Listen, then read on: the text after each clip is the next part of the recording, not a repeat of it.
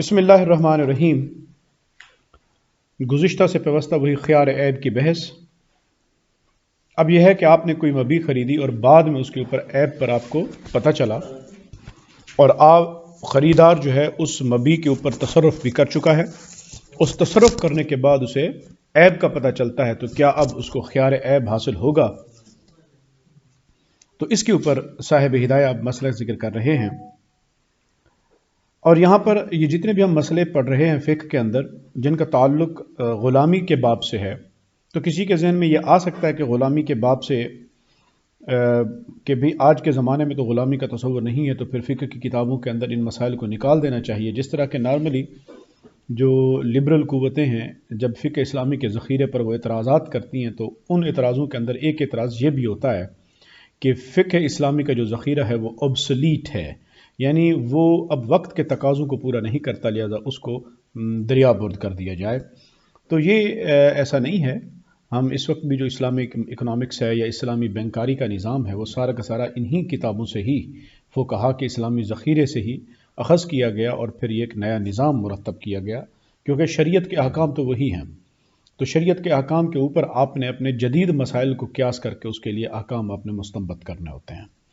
تو یہاں پر جتنے بھی غلاموں کے مسئلے ذکر کیے گئے، غلام بطور مبی ہے، تو ہم یہاں پر ان مسائل کو اس لیے زندہ رکھ رہے ہیں کہ ہماری نظر ان مسئلوں کے اوپر نہیں، ہماری نظر ان مسئلوں سے نکلنے والے اصولوں کے اوپر ہے، یا یہ مسئلے کسی نہ کسی اصول پر بنیاد کرتے ہیں۔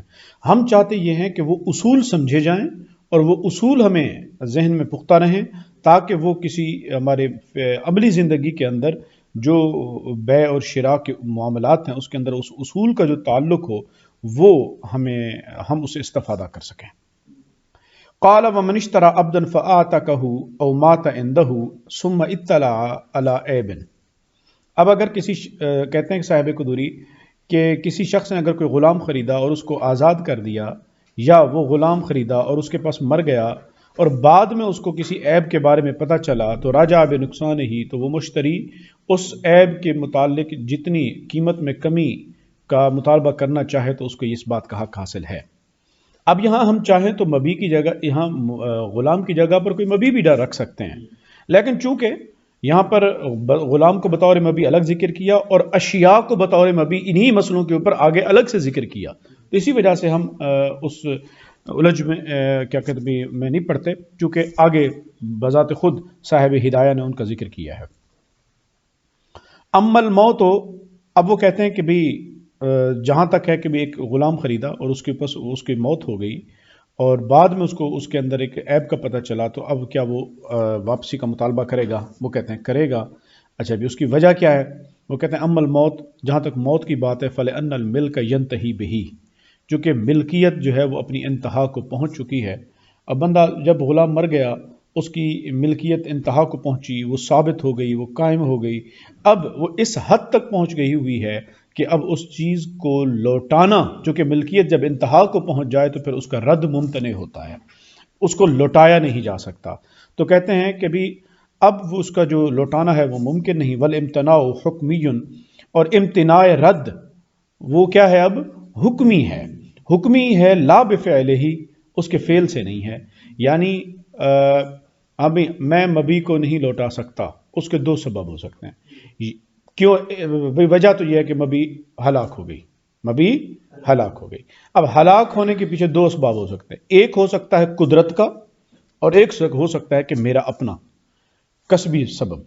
اگر تو وہ کہتے ہیں کہ کسبی سبب ہے تو پھر تو وہ واپس اس کو خیار عیب حاصل نہیں ہوگا، اور اگر ایک ایسے سبب کی وجہ سے وہ چیز اپنی ملکیت انتہا کو پہنچی ہے کہ جس کا تعلق اس کے فعل سے نہیں ہے بلکہ وہ اللہ اور ایک آسمانی سبب ہے کہ جس طرح موت، تو کہتے ہیں کہ پھر اس کا مطلب ہے وہ امتناع رد حکمن ہے، اس کے عمل سے نہیں ہوا۔ تو اس وجہ سے وہ کہتے ہیں چونکہ وہ حابس للمبی، یاد ہوگا آپ کو ہم اس کے اوپر پیچھے بحث کر آئے کہ جب بھی کوئی شخص مشتری حابس للمبی شمار ہوگا تو پھر اس کو خیار عیب حاصل نہیں ہوگا۔ تو یہاں پر بھی وہی ہے، وہ کہتے ہیں کہ اب واپس لوٹانا ممکن نہیں کیونکہ وہ مر گیا، تو کیا ہم اس کو حابس للمبی کہیں گے؟ کہتے ہیں نہیں، یہ اپنے عمل سے روکنے والا نہیں ہے، تو اسی وجہ سے اس کو رجوع کا حق حاصل ہوگا۔ وَأَمَّا الْإِعْتَاقُ، اب وہ پہلا مسئلہ کہ جس نے غلام خریدا اور اس کو آزاد کر دیا، کہتے ہیں کہ بھئی جب آزاد کر دیا تو آزاد کرنا تو اس کا اپنا عمل ہے، تو اب تو حابس للمبی شمار ہو جانا چاہیے، لیکن آپ پھر بھی کہتے ہیں کہ نہیں جناب اس کو رجوع کا حق حاصل ہوگا۔ اس کے اوپر وہ دلیل یہ دیتے ہیں، وہ کہتے ہیں فَالْقِيَاسُ فِيهِ أَنْ لَا يَرْجَعُ، قیاس تو یہی بات کر رہا ہے کہ وہ اس کو نہیں لوٹائے گا کیونکہ اس کے اپنے عمل سے ہے۔ لِأَنَّ الْإِمْتِنَاعَ بِفِعْلِهِ، کیونکہ جو امتناع رد ہے وہ کس وجہ سے ہو گیا؟ اس کے اپنے فعل کی وجہ سے ہو گیا، آزاد اس نے کیا تھا نا۔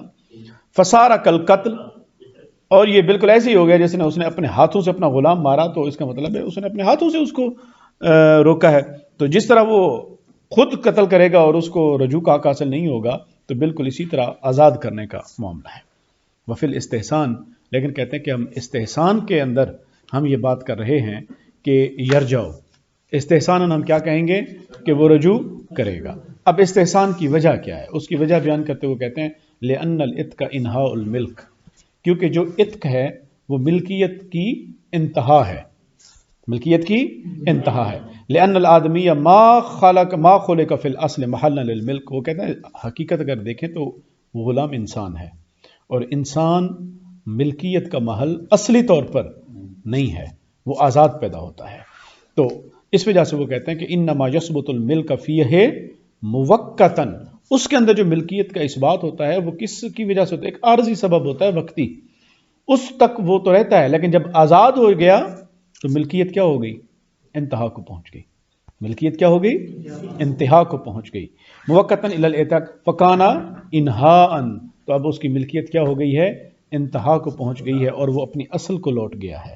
اب وہ آزاد ہو گیا، چونکہ اب وہ آزاد ہو گیا ہے، اسی وجہ سے ہم کہتے ہیں کہ انسان اپنی اصل کی طرف رجوع کر آیا۔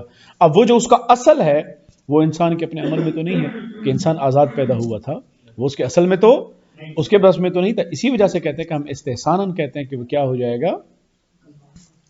اس کو رجوع کا حق حاصل ہوگا۔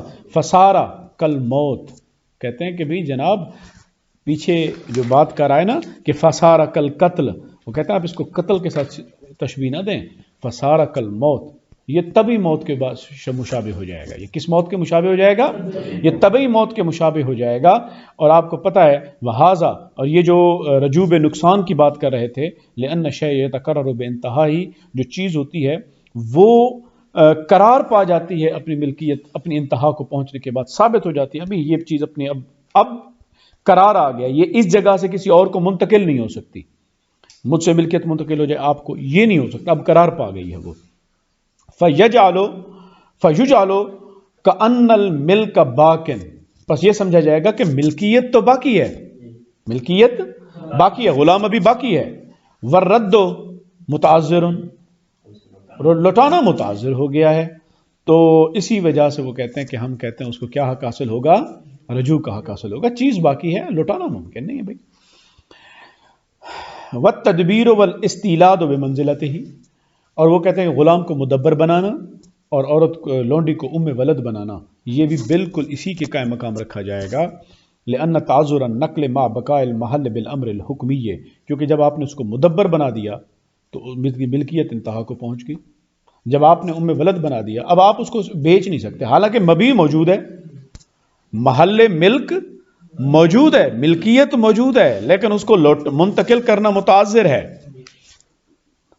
تو اسی وجہ سے کہتے ہیں کہ ما بقاء المحل بالامر الحکمی، تو نقل اب آپ اس کو نہیں کر سکتے اس کی ملکیت کو، تو ایسی صورت کے اندر تو ہم کیا کہتے ہیں کہ اس کو رجوع کا حق حاصل ہوگا۔ وَإِنْ آتَكَهُ عَلَى مَالٍ، اب ایک اور مسئلہ، وہ کہتے ہیں کہ اگر اس نے اپنے غلام کو آزاد کیا تھا کچھ مال لے کر، کچھ مال لے کر، تو کہتے ہیں اس کا مطلب ہے کہ اس نے آزادی کے بدلے میں کچھ بدل کمایا ہے۔ لم یرجع بشیء، تو اس صورت میں وہ کسی چیز کا رجوع نہیں کرے گا۔ لأنه حبس بدلہ، کیونکہ اس نے اس کا کچھ بدل اپنے پاس روک لیا ہے، تو حابس للمبی ہو گیا۔ جو حکم بدل کا ہوگا وہی حکم مبدل کا ہوگا، وہی حکم مبدل جس کے بدل، وحبس البدل کا حبس المبدل، تو یہ ایسے ہی ہوگا جس طرح کہ اس نے حابس للمبی ہو گیا، اور حابس للمبی جو ہے اس کو رجوع کا حق حاصل نہیں ہوگا۔ اس کا مطلب کیا ہوتا ہے؟ اس کا مطلب یہ ہوتا ہے یہ عیب کے اوپر راضی تھا، اسی لیے تو اس نے روکا۔ وَعَنْ أَبِي حَنِيفَةَ أَنَّهُ یرجع، اور امام ابو حنیفہ سے منقول ہے کہ وہ رجوع کرے گا، لأنه انہاء للملک وان کان بعوض، ان سے یہ ہے روایت ایک کہ بھی وہ کہتے ہیں کہ بھلے اس نے عوض کے کیا بدلے ہی اس کو آزاد کیا تھا، اس کے باوجود ملکیت انتہا کو پہنچی ہے، تو اس وجہ سے جب ملکیت انتہا کو پہنچے تو امتناع رد دونوں صورتوں میں، خواہ وہ اس کے اپنے فعل سے ہو، خواہ وہ کسی سماوی امر کی وجہ سے ہو، دونوں صورتوں میں امام صاحب کہتے ہیں کہ وہ کیا کرے گا، وہ اس کو خیار رد حاصل ہوگا۔ فَإِنْ قَتَلَ الْمُشْتَرِي الْعَبْدَ، مشتری نے غلام خریدا، پھر غلام کو کیا کر دیا، قتل کر دیا۔ او کان طعامن، یا کھانا خریدا تھا، فَأَكَلَهُ، اور اس کو کھایا اور وہ ختم ہو گیا۔ لم یرجع بشیء عند ابی حنیفہ، امام صاحب کے نزدیک دونوں صورتوں کے اندر وہ کوئی چیز بھی رجوع نہیں کرے گا۔ اما القتل، جہاں تک قتل کی بات ہے، فالمذکور ظاہر الروایہ، تو وہ کہتے ہیں کہ بھئی لا یرجع والی بات جو پیچھے گزر چکی ہے امام صاحب کے نزدیک، تو وہ قتل کے اندر چونکہ اس نے جان بوجھ کے کیا ہے، حابس للم بھی شمار ہوگا تو نہیں ہوگا۔ ظاہر الروایہ کا قول یہی ہے۔ وعن ابی یوسف، امام ابو یوسف کہتے ہیں کہ انہو یرجع، وہ لوٹائے گا، لأن قتل المولا عبدہ لا يتعلق به حکم دنیاوی، کہتے ہیں کہ بھی حکم دنیاوی، تو کہتے ہیں کہ جو کیونکہ امام ابو یوسف کی جو دلیل ہے وہ یہ ہے، وہ کہتے ہیں جب آقا اپنے غلام کو قتل کرتا ہے تو اس صورت میں اس کے اوپر کوئی دنیاوی حکم کا اطلاق نہیں ہوتا، یعنی قصاص اور دیت کا اطلاق نہیں ہوتا، کل موت حتف انفی، جس طرح کہ اس کا طبی تو موت پر مر جانے سے اس کے اوپر، تو وہ کہتے ہیں کہ آقا کا اپنے غلام کو قتل کرنا ایسے ہی شمار کیا جائے گا جیسے اس کا غلام خود بخود طبی موت مر گیا، تو آقا کے اوپر کوئی چیز دیت لازم نہیں آئے گی۔ فیکون انہاء للملک، تو ہم کیا کہیں گے کہ اس کی ملکیت کیا ہو گئی، انتہا کو پہنچ گئی۔ ووجہ، تو یہ کس کی دلیل ہے، امام ابو یوسف کی دلیل ہے کہ وہ رجوع کرے گا۔ ووجہ ظاہر، اور جہاں ظاہر الروایہ کا تعلق ہے امام ابو حنیفہ کے قول کی، تو وہ کہتے ہیں کہ ان القتل لا یوجد الا مضمونا، دنیا کے اندر کوئی بھی قتل ایسا نہیں ہے جس کی زمان لازم نہ آتی ہو، تو وانما یسقط الزمان ہا ہونا باعتبار الملک، تو کہتے ہیں کہ امام ابو یوسف سے جواب دے رہے ہیں کہ جناب یہاں پر جو زمان ساکت ہوا ہے وہ ملکیت کے اعتبار سے ہوا ہے۔ فَيَسِيرُ كَالْمُسْتَفِيدِ بِهِ عِوَضًا، اس کا مطلب یہ ہوگا کہ جناب اس غلام کی دیت لازم ہوگی، اور دیت کون دے گا، آقا خود، اور وصول کون کرے گا، آقا خود، تو اس کا مطلب اس نے خود ہی اس کا عوض وصول کر لیا، تو اسی وجہ سے اس کے اوپر سے دیت کیا ہو گئی، ساکت ہو گئی، اعتبار ملکیت کے اعتبار سے وجہ سے ہوئی ہے۔ بخلاف اعتاق، یہاں معاملہ اعتاق کے کیا ہے، برخلاف ہے، کیونکہ جو اعتاق ہے لأنہ لا یوجب الزمان، جو اعتاق کا معاملہ ہے وہ زمان کو لازم نہیں کرتا، لا محالہ تھا، اچھا کیونکہ بلا یقین شک و شبہ آپ بھی اس بات کے قائل ہیں کہ اگر کوئی کسی کو آزاد کر دے تو اس کے اوپر کوئی زمان لازم نہیں آتی، کا اعتاق الموسر عبدا مشترکا، دو لوگوں نے مل کر ایک غلام خریدا، ان میں سے ایک شریک غریب تھا، اس غریب شریک نے اپنے حصے کا غلام کیا کیا، آزاد کر دیا، تو کہتے ہیں کہ چونکہ وہ غریب ہے اس لیے شریعت اس کو پابند نہیں ٹھہراتی، غلام تو آزاد شمار ہوگا لیکن دوسرے شریک کا حصہ اس آزاد کرنے والے سے نہیں مانگا جائے گا، بلکہ غلام سے کہا جائے گا کہ تو خود کما اور دوسرے شریک کا حصہ کما کے اس کو واپس کر، اور اگر دوسرا شریک جس نے آزاد کیا وہ اگر امیر ہے تو اس سے کہا جائے گا کہ بھی غلام تو نے اپنے حصے کا آزاد کیا، غلام پورا آزاد ہو گیا، لیکن اب دوسرے شریک کا حصہ تو اپنی جیب سے بھرے گا، کلیئر؟ تو موسر ہے تو کہا کہ اس سے نہیں مانگا جائے گا چونکہ زمان نہیں ہے، لأنه لا يوجب زمان لا محالة كاعتاق الموسر عبدا مشتركا، واما الاكل فعلى الخلاف، اور جہاں تک کھانے پینے کی معاملہ ہے تو پہلے ہی مخالف خلاف کا معاملہ ہے، تو وہ اس میں صاحبین کا یعنی امام ابو یوسف کا اور امام ابو حنیفہ کا پہلے ہی ان کے اندر کیا ہے، اختلاف چلتا ہے، تو کہتے ہیں کہ آپ پھر اس کے اوپر اس کو دلیل نہیں بنا سکتے۔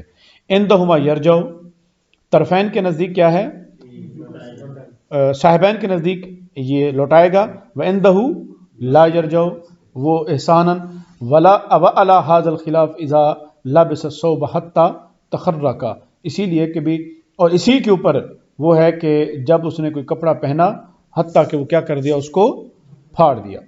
اچھا یہاں پر اس کتاب میں پچھلی گفتگو میں بھی شاید ہم نے پڑھا تو ایک عبارت ہم بار بار اس کو سمجھنا چاہ رہے تھے، سمجھ میں نہیں آ رہی تھی، تو یہ جو بشرا والوں کا ہے، ان چھاپا تو اچھا ہے یا پتہ نہیں، جو کہ انیشلی ہے ان کے اندر املا کی غلطیاں ہیں، ان کے اندر املا کی غلطیاں ہیں، پیچھے بھی تھا پرابلم۔ اب دیکھیں ایک ہی مسئلہ ہے، ایک ہی مسئلے میں اب لہما جو صاحبین کی دلیل ہے اس کو الگ پیراگراف سے شروع کر دیا، حالانکہ اس لہما کا تعلق حتی تخرقہ کے ساتھ ہے، اس کو الگ سے پیراگراف نہ بناتے، یہ اسی مسئلے کے ساتھ چلتا۔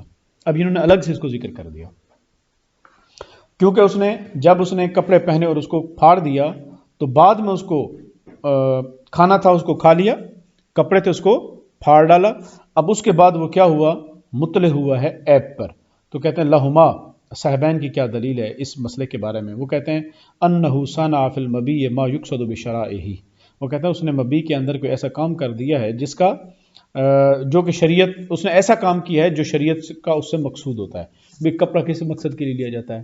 پہننے کے لیے۔ کھانا کس مقصد کے لیے لیا جاتا ہے؟ کھانے کے لیے۔ تو صاحبین کہتے ہیں کہ جناب اس نے اگر ان چیزوں کے اوپر تصرف کیا ہے تو وہ تصرف تو شریعت کا مقصود تھا ان چیزوں میں۔ وَيُطَاعُ فِعْلُهُ فِيهِ، اور جو کام اس نے اس کے اندر کیا ہے وہ تو نارملی عادت ہے لوگوں میں کہ کپڑا لیں گے تو اس کو کیا کریں گے؟ پہنیں گے، کھانا خریدیں گے تو کھائیں گے۔ تو اسی وجہ سے فَأَشْبَهَ کیا ہوگا؟ اعتاق، تو یہ اعتاق کے معاملے کی طرح ہو جائے گا۔ تو صاحبین کہتے ہیں کہ جناب ہماری دلیل تو یہ ہے۔ وَلَهُ، اور امام ابو حنیفہ کیا کہتے ہیں؟ وہ کہتے ہیں انہو تعذر الرد بفعل مضمون منہ فی المبی، امام صاحب کہتے ہیں کہ جناب جو یہاں پر لوٹانا متعذر ہوا ہے وہ فعل مضمون کی وجہ سے ہوا ہے، ایسا فعل جس کے اوپر کیا ہوتی ہے؟ زمان لازم ہوتی ہے، منہ فی المبی، مبی کے اندر۔ فاشبہ البیع والقتل، تو یہ کس کی طرح ہو گیا؟ بیع اور قتل کی مانند ہو گیا۔ بیع اشبہ البیع سے مراد یہ ہے کہ مشتری نے خریدا پھر آگے اس کو بیچ دیا، اس سے مراد یہ ہے۔ والقتل، اور یا اس کو خریدا اور قتل کر دیا۔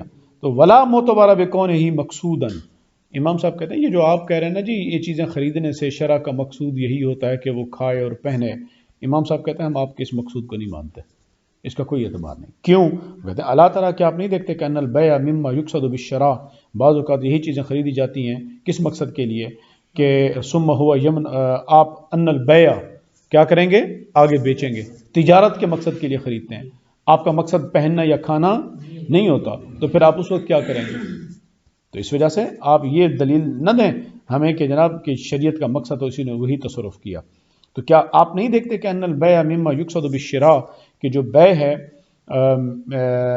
کہ ان البیع کہ اس بیچنا اس چیز کو کہ جو جس سے خریداری کا قصد کیا تھا، کہ خریدا اور پھر اس کو کیا کر دیا؟ بیچ دیا۔ ثم ہوا یمنع الرجوع بالنقصان، تبھی تو پھر اس کے لیے جو قیمت میں کمی کا خیال عیب کی وجہ سے ہوئی اس کے اوپر اس کو رجوع کرنا کیا ہے؟ ممنوع ہے کہ وہ رجوع نہیں کر سکتا۔ فَإِنْ أَكَلَ بَعْضَ الطَّعَامِ، اور اگر اس نے کچھ کھانا کھایا، ثم عَلِمَ بِالْعَیب، اور بعد میں بعض کھانے کے اندر اس کو کیا پتہ چلا؟ عیب کا پتہ چلا۔ فَقَزَ الْجَوَابُ عِنْدَ أَبِي حنیفہ تھا، امام ابو حنیفہ کے نزدیک پھر بھی وہی جواب ہے کہ رجوع نہیں کر سکتا۔ کیوں؟ لِأَنَّ طَعَامَ كَشَيْءٍ واحد، وہ کہتے ہیں کھانا تو ایک ہی ہوتا ہے۔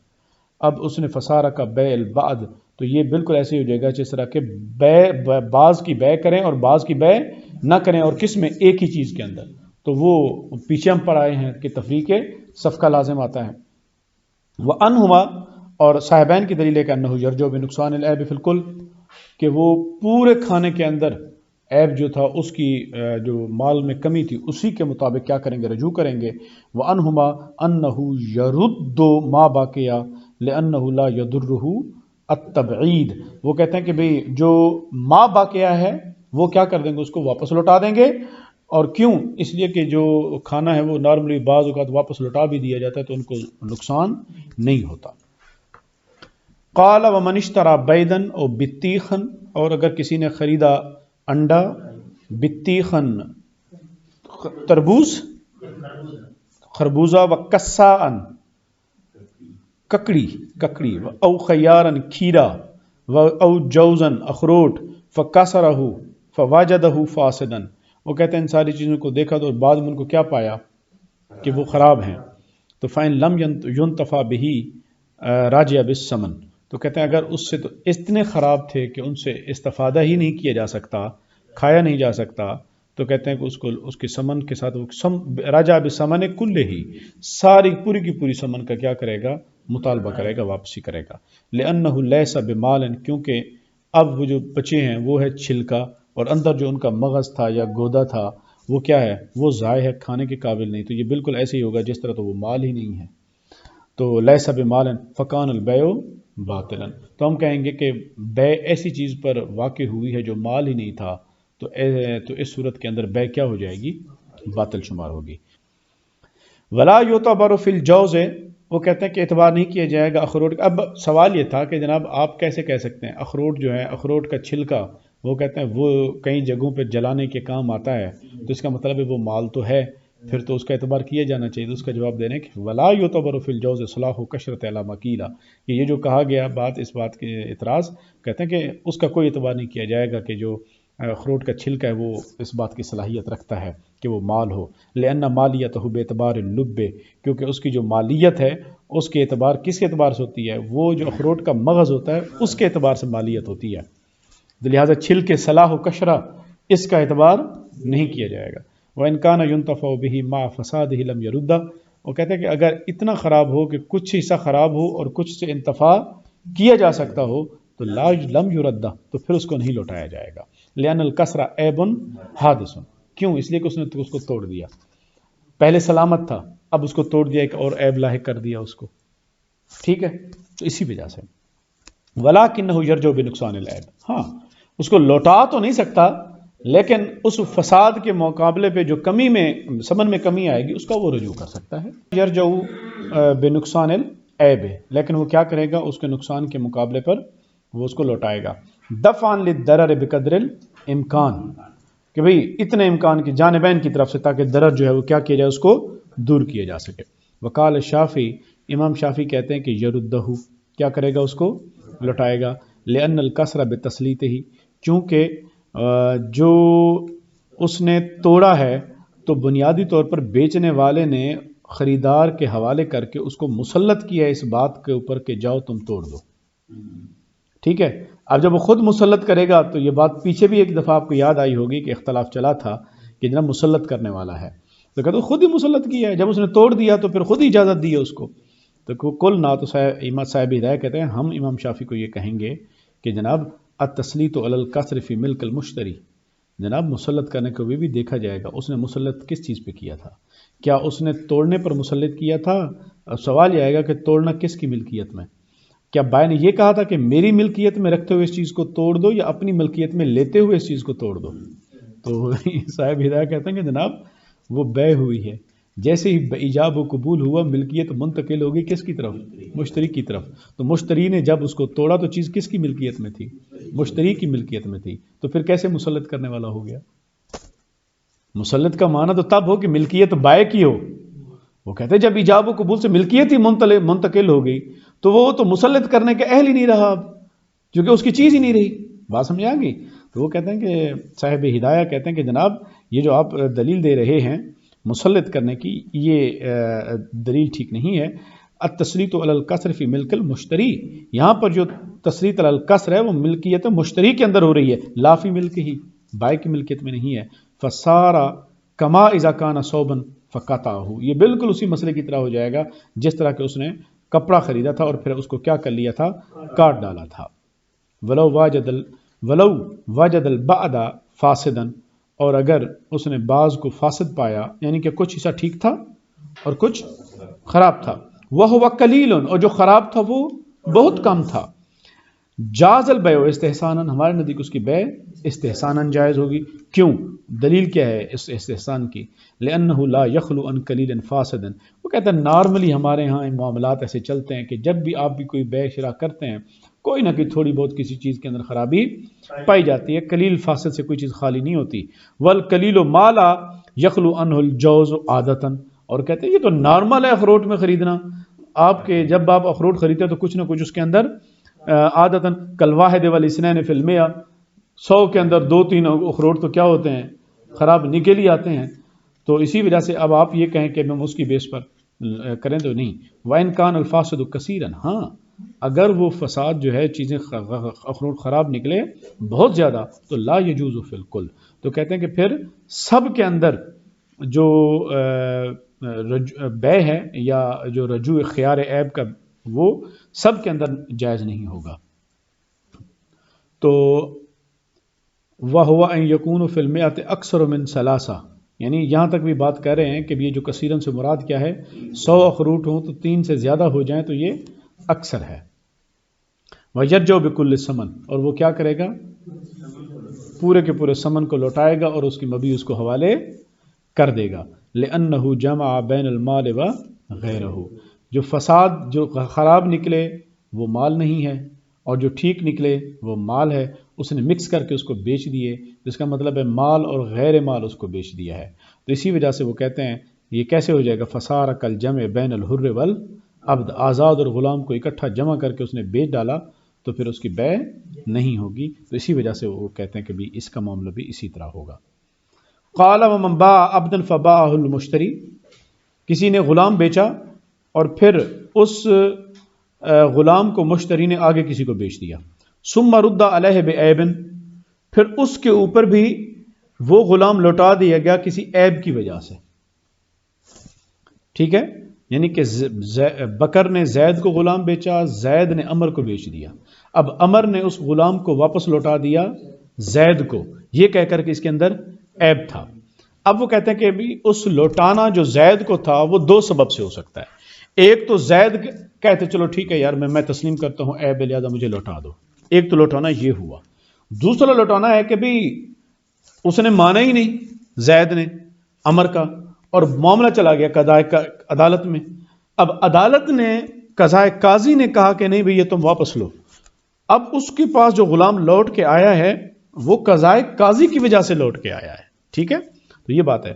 فَإِن قَابِلَ بِقَضَاءِ الْقَاضِي بِإِقْرَارٍ، اب یہاں پر اس مسئلے کو سمجھنے کی ضرورت ہے۔ وہ کہتے ہیں عمر یہ دعویٰ کر رہا ہے کہ جناب زید نے خود میرے سامنے اقرار کیا تھا کہ غلام جو مبی ہے اس کے اندر عیب تھا، اور زید جو ہے وہ انکار کرتا ہے، وہ کہتا ہے میں نے اقرار ہی نہیں کیا، میں نے اقرار ہی نہیں کیا۔ تو جو مدعی ہے اس سے کیا مانگا جائے گا، گواہ۔ تو کہتے ہیں کہ اگر عمر گواہ ثابت کر دیتا ہے گواہوں کے ذریعے کہ اس نے اقرار کیا تھا تو قضائے قاضی آئے گا کہ جناب غلام واپس لو۔ اب اس کے پاس غلام لوٹ آیا، لیکن غلام تو لوٹ آیا کس کے ساتھ، قضائے قاضی کے ساتھ۔ او ببینۃ، یا اس نے یہ کہا کہ بھی اس کے اندر عیب ہے اور زید انکاری ہے کہ عیب نہیں ہے، اور اس نے عیب کے ثبوت میں بینہ پیش کر دیے، تو بھی قضائے قاضی کے ساتھ وہ کیا ہو گیا، لوٹ آیا۔ او بإباء یمین، یا بھئی عمر سے گواہ مانگے گئے کہ تو ثابت کر کہ اس کے اندر عیب ہے، اور اگر ثابت نہیں کرتا تو پھر زید سے کہا جائے گا کہ قسم کھاؤ، والیمین علی من انکر، اور اس نے قسم کھانے سے انکار کر دیا، تو قسم کھانے سے جب وہ انکار کرے گا تو بھی قضائے قاضی کیا کہے گا، قضائے قاضی کہے گی کہ اس کو واپس لے جاؤ۔ تو تینوں صورتوں میں غلام اس کے پاس کیا ہو گیا، واپس آ گیا، اور اس کو سعودی قبول کرنا پڑے گا۔ تو کہتے ہیں ان صورتوں کے اندر کیا ہوگا، لہو ان یردہ علی بائہ، تو زید کے لیے اجازت ہے ان تینوں صورتوں کے اندر کہ وہ پہلے بیچنے والے کو، اور وہ کون تھا، بکر، وہ کون تھا، بکر، کہ زید کے عمر نے زید پہ لوٹایا، اور زید اب اس بات کا اختیار رکھتا ہے کہ وہ بکر کو لوٹائے اور کہے کہ جناب یہ عیب تو تمہارے پاس سے آیا تھا، یہ عیب تمہارے پاس سے آیا تھا۔ لأنه فسخ فی الاصل، کیونکہ یہ فسخ فی الاصل ہے۔ فجعل البیع کأن لم یکن، تو یہ اسی طرح بنایا جائے گا دوسری بیع کو کہ جس طرح کہ یہ بیع گویا ہوئی ہی نہیں تھی، دوسری بیع کو کیا کہا جائے گا، گویا یہ ہوئی ہی نہیں تھی۔ غایت الامر، وہ کہتے ہیں کہ بھی اس امر کا خلاصہ کیا ہے، وہ یہ ہے کہ انہ انکر قیام العیب، کہ جو زید اس نے کیا کیا تھا، عیب کا انکار کیا تھا، لکنہ صار مکذبا، لیکن وہ جھوٹا ثابت ہو گیا، شرعن بالقضاء، ٹھیک ہے، شرعی طور پر قضاء کے قاضی کے ساتھ وہ جھوٹا ثابت ہو گیا۔ ومعنى القضاء بالاقرار، اب یہ تفصیل بیان کر رہے ہیں ان تینوں چیزوں کی۔ اور مان القضا بالاقرار کا کیا مطلب تھا؟ وہ کہتا انہ انکر الاقرار، وہ یہ کہتا ہے کہ جی میں نے اقرار ہی نہیں کیا تھا. فاثبت بالبینہ، اس نے اس کے اقرار کو بینہ کے ساتھ ثابت کر دیا. وہذا بخلاف الوکیل بالبیع اذا رد علیہ بعیب بالبینۃ، وہ کہتا ہے کہ یہ وکیل بالبیع کے برخلاف ہے، کیونکہ اعتراض یہ ہوا، دیکھیں جناب آپ جب کسی کو وکیل بالبیع بناتے ہیں اور وہ اس کوئی چیز خرید کے لاتا ہے اور اس کے بعد موکل کہتا ہے عیب ہے، موکل کہتا ہے عیب ہے، تو بعد میں آپ اس چیز کو وکیل انکاری کرتا ہے تو معاملہ ثابت ہو جائے تو آپ اس کو اس کے پاس کیا کہتے ہیں کہ بھی لوٹانے کی اجازت نہیں دیتے. آپ کہتے ہیں کہ اگر وکیل نے کر لیا تو موکل نے کر لیا، تو یہاں پر بھی اسی طرح ہونا چاہیے. تو اس کو کہتے ہیں یہ معاملہ اس کے برخلاف ہے. کس طرح؟ اذا رد علیہ بعیب بالبینۃ حیث یکون ردا علی الموکل، یہ تو موکل کی طرف رد ہونا شروع ہو جائے گا. وہ کہتے ہیں اس کی وجہ یہ ہے کہ برخلاف کیوں ہے؟ کیونکہ لأن البیع ہناک واحد، ایک موکل نے وکیل بنایا میری چیز بیچ دو، میری چیز بیچ دو، آگے وکیل نے اس کی چیز بیچ دی، یہ کتنی بیع ہے؟ ایک بیع ہے. لیکن اگر کسی نے غلام بیچا، آگے اس نے کسی اور کو غلام بیچا، یہ کتنی عقود ہیں؟ یہ دو عقود ہیں. وہ کہتے ہیں کہ آپ اس کو وکیل بالبیع کے معاملے پر قیاس نہیں کر سکتے، کیونکہ یہاں دو عقود ہیں اور وہاں ایک عقد ہے، تو لہٰذا ایک دوسرے کے ساتھ یہ ہم اس کو کہیں گے کہ قیاس مال فارق ہے. لأن البيع هناك واحد والموجود ها هنا بيعان فبفسخ الثاني لا ينفسخ الاول. تو لہٰذا دوسری، اصل میں کہنا یہ چاہ رہے تھے کہ بھی یہ دوسری فسخ ہوگی تو پہلی بھی فسخ ہونی چاہیے تھی، جس طرح کے وکالہ بالبیع کے اندر ہوتا ہے. تو وہ کہتے ہیں کہ آپ اس کے اوپر قیاس نہیں کر سکتے، وہ ایک ہی عقد تھا، یہاں دو عقود ہیں. لہٰذا جب دوسرا فسخ ہو جائے گا تو دوسرے کے فسخ ہونے سے پہلا فاسخ نہیں ہوگا. اچھا، وَإِن قابل بغیر قضاء القاضی، اور اگر اس کو بغیر قضاء قاضی کے کیا کرتا ہے؟ قبول کرتا ہے. لیس لہ ان یردہ، اسے لوٹائے گا نہیں. کیوں؟ لأنہ بیع جدید فی حق ثالث، چونکہ اب یہ جدید بیع ہے ثالث کے حق میں. وَإِن كَانَ فَسْخًا فِي حَقِّهِمَا، وَإِن كَانَ فَسْخًا، اگرچہ وہ دونوں کے حق کے اندر کیا ہوگی؟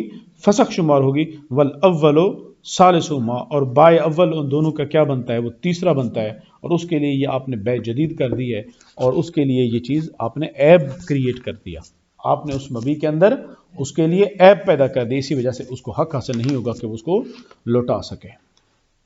وفی الجامع الصغیر، اور یہی بات وہ کہتے ہیں امام محمد کی جامع صغیر کے اندر ہے کہ وَإِن رُدَّ عَلَيْهِ بِإِقْرَارِهِ بِغَيْرِ قَضَاءِ بِعَیْبٍ، اگر اس کے اوپر وہ غلام لوٹا دیا گیا، عمر نے لوٹا دیا زید پر، اور اس کے اقرار کے ساتھ، اور وہ بھی کون سے؟ قضاء قاضی کے بغیر کسی عیب کے بدلے میں اس کو لوٹا دیا.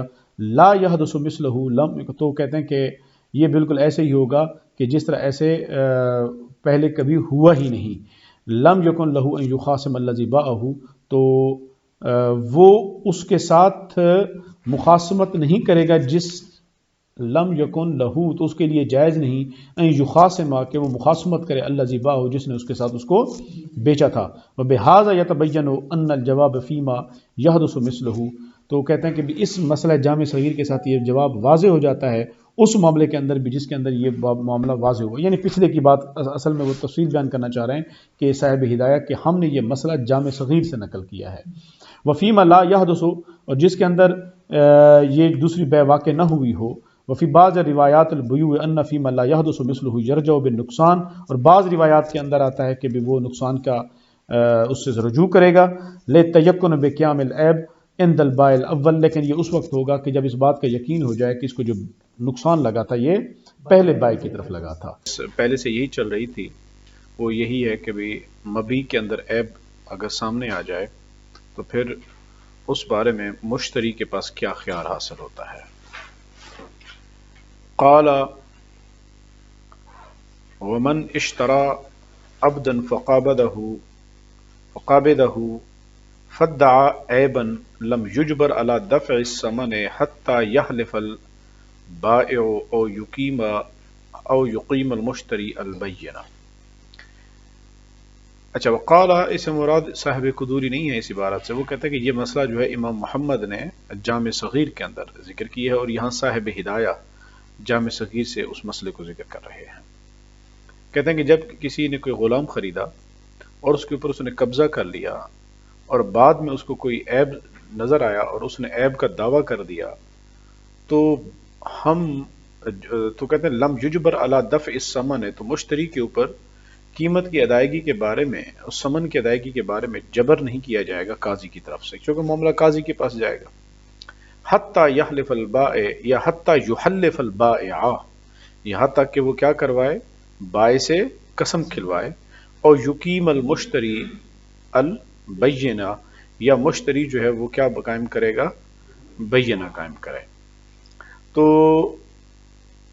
لأنہ، اب وہ دلیل دے رہے ہیں کہ لأنہ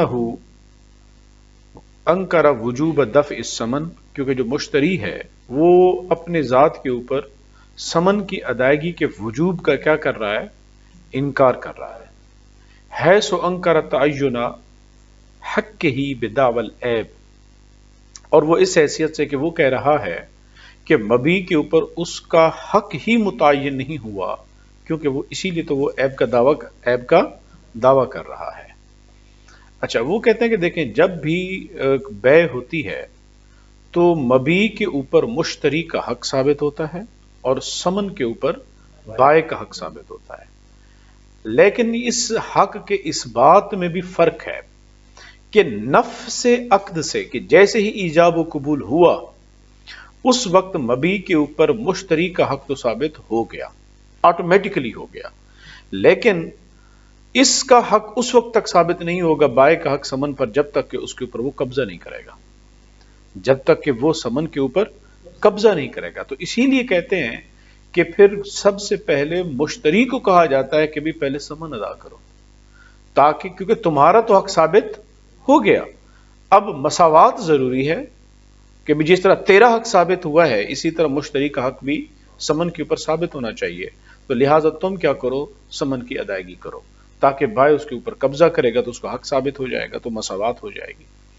اب وہ کہتے ہیں کہ مشتری عیب کی وجہ سے وہ اب مبیع کے اندر اپنے حق کے متعین ہونے کا انکاری ہے۔ وہ کہتے ہیں کہ جب اس کے اندر دعویٰ میں عیب کا کر رہا ہوں، اس کی بات کلیئر ہوگی کہ عقد مکمل نہیں ہوا، اور جب عقد مکمل نہیں ہوا، میرا اس کے اوپر حق متعین نہیں ہوا، تو پھر قیمت کس بات کی میں دوں۔ وَدَفْعُ الثَّمَنِ أَوَّلًا، اور وہ کہتے ہیں کہ یہ جو ثمن کی پہلے ادائیگی کی ہم بات کرتے ہیں یہ اس وجہ سے کرتے ہیں کہ لِيَتَعَيَّنَ حَقَّهُ، تاکہ اس کا حق کیا ہو جائے، مبیع ثمن کے اندر متعین ہو جائے، بِإِزَاءِ تَعَيُّنِ الْمَبِيع، تعین مبیع کے مقابلے میں، کیونکہ مبیع کے اوپر اس کا حق متعین ہو گیا، اب اس کے مقابلے میں ثمن کے اوپر اس کا حق متعین ہو، اور وہ تبھی ہوگا جب وہ ثمن ادا کرے گا۔ وَلِأَنَّهُ لَوْ قَضَىٰ، اب وہ کہتے ہیں کہ بھی اگر قاضی جو ہے وہ پھر بھی فیصلہ دے دے، نہیں بھئی تو کیا کر، ثمن لوٹا، ثمن ادا کر، مشتری کو یہ فیصلہ کر دے، وہ تو کہتے فَلَعَلَّهُ يَظْهَرُ الْعَيْبُ، تو بھئی ممکن ہے کہ بعد میں اس چیز کے اوپر عیب ظاہر ہو جائے، تو پھر نقصان کیا ہوگا، فَيَنْتَقِضُ الْقَضَاء، تو جو قضاء قاضی ہے وہ ناقض ہو جائے گی، ٹوٹ جائے گی، فیصلہ ختم ٹوٹ جائے گا۔ کیوں؟ اس لیے کہ بھئی وہ تو پہلے ہی عیب کا دعویٰ کر رہا تھا، اس کے عیب کے دائی ہونے کے باوجود آپ نے اس کے اوپر فیصلہ کر دیا کہ ثمن ادا کرو، اب بعد میں عیب ظاہر بھی ہو گیا، تو قضاء قاضی کی کیا اہمیت رہی۔ فَيَنْتَقِضُ الْقَضَاء، اسی وجہ سے وہ کہتے ہیں کہ فَلَا يَقْضِي بِهِ صَوْنًا لِقَضَائِهِ، تو قاضی جو ہے وہ اپنی قضاء کے تحفظ کے لیے وہ اس کا فیصلہ نہیں کرے گا کہ ثمن کی ادائیگی کرو، تو وہ کیا کہے گا، وہ مشتری سے کہے گا کہ بھئی گواہ قائم لا، گواہ لے کے آ، وہ کیا کہے گا، گواہ لے کے آ، جب وہ گواہ قائم کر دے گا پھر وہ دوسرا بائع جو ہے اس سے کیا لی جائے گی، قسم لی جائے گی، ہاں بھی تو قسم کھا۔ فَإِنْ قَالَ الْمُشْتَرِي، اور اگر مشتری انہیں کہا کہ شہودی یا بالشام، کہ جو میرے گواہ ہیں وہ ملک شام کے اندر ہیں، یہاں پر موجود ہی نہیں ہیں، تو کہتے استخلف البائع، تو کیا کیا جائے گا، پھر قسم لیجیے، قسم کا مطالبہ کیا جائے گا بائع سے، وَدُفِعَ الثَّمَن، اور جب وہ بائع قسم کھا لے گا کہ بھئی اس کے اندر عیب نہیں تھا، تو پھر مشتری کو کیا کرنا پڑے گا، ثمن دینی پڑے گی۔ یعنی اذا حلفا، یہ کب ہوگا، جب بائع قسم اٹھائے گا کہ جناب میں نے اس کو دیا تھا۔ ولا ينتظر حضور الشہود، اب وہ کہتے ہیں کہ بھی انتظار نہیں کیا جائے گا کہ اس کے کیا آئیں گے؟ گواہ آئیں گے، یہ انتظار ہی ہم نہیں کریں گے۔ لِأَنَّ فِي الْإِنْتِظَارِ، کیوں؟ اس لیے کہ وہ کہتے ہیں کہ جو انتظار کا معاملہ ہے ضرراً للبائع بالبائع، کیوں؟ اس لیے کہ اس کے اندر بائع کے لیے ضرر پایا جاتا ہے انتظار میں۔ کیوں ضرر پایا جاتا ہے؟ وہ کہتے ہیں ضرر یہ ہے کہ جناب جب تک اس کے گواہ نہیں آئیں گے تب تک اس کا معاملہ لٹکا رہے گا، اور جب وہ بہت دیر کے بعد آئیں گے بھی صحیح اور معاملہ پتہ چل گیا عیب دار ہے، تو آپ کہیں گے کہ بھی یہ بائع کو سامان لوٹا دیا جائے۔ تب تک بیچارہ بائع اس کو نقصان یہ ہوا کہ جتنے دن وہ انتظار کرتے اتنے دن وہ کوئی اور گاہک تلاش لیتا، اس کو چیز کی کوئی اچھی قیمت مل جاتی، تو کہتے ہیں یہ تو اس کا ضرر ہے۔ وَلَيْسَ فِي الدَّفْعِ، اور قیمت کی ادائیگی کے اندر وہ کہتے ہیں کہ کوئی اتنا بڑا کثیر ضرر، تو کوئی بڑا ضرر نہیں ہے مشتری کو، یعنی کہ اگر مشتری سے ہم کہہ دیں کہ تو سامان دے دے تو مشتری کا تو اتنا بڑا نقصان نہیں ہے، کس کے مقابلے پہ؟ بائع کے مقابلے پہ۔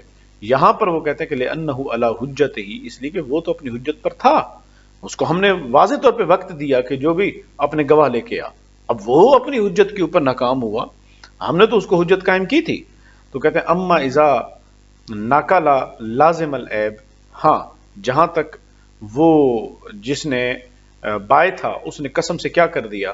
انکار کر دیا، تو لازم العیب، عیب لازم ہو جائے گا۔ پھر یہ کہا جائے گا کہ جناب اس کا مطلب ہے تو قسم اٹھانے سے انکاری ہے، تو اس کی وجہ یہ ہوگی کہ شاید اس کے اندر عیب پایا جا رہا ہے، لِأَنَّهُ حُجَّةٌ فِيهِ، کیونکہ اس کا جو قسم کا انکار ہے وہ عیب کے اس بات میں کیا ہے؟